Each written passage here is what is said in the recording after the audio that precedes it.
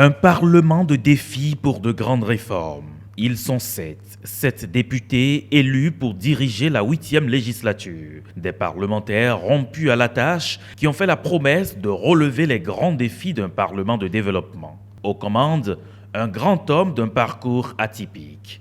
Il n'était pas attendu à ce poste. Son nom ne figurait même pas parmi les favoris. Colonel des douanes à la retraite, Louis Vlavonou est désormais la deuxième personnalité de l'État. Chrétien catholique, l'homme a été élu régulièrement député depuis 2003. Il a donc pendant ces 16 dernières années mené une prodigieuse carrière parlementaire en tant que membre de plusieurs commissions. Louis Vlavonou est aussi l'un des artisans de la réforme du système partisan en tant qu'initiateur de la nouvelle charte des partis politiques. La deuxième personnalité de l'État aura donc le mérite de faire de la 8e législature une assemblée au service du peuple souverain, comme il l'a promis lui-même dans son premier discours en qualité de président de l'Assemblée nationale. À ses côtés, pour l'aider dans cette prestigieuse mission, une femme. Il s'agit de Mariam Tchabi Talata Yerima Zimé. Quelques heures à peine après son installation en qualité de suppléante de Sakalafia, qui a démissionné de son poste, elle devient la première vice-présidente du Parlement. L'autre homme bien connu au bataillon,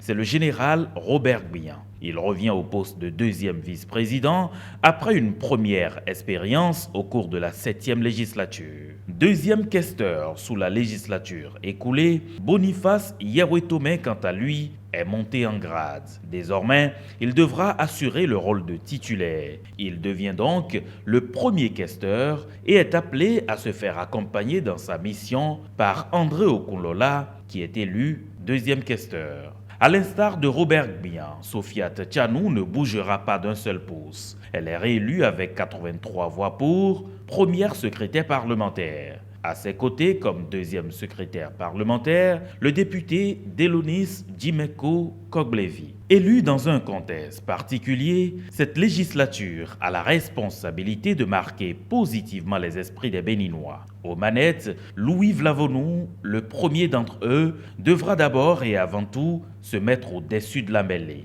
Homme d'expérience et de foi, la deuxième personnalité saura faire ce qui est en son pouvoir pour mettre véritablement cette assemblée au service du peuple béninois pour les 4 prochaines années.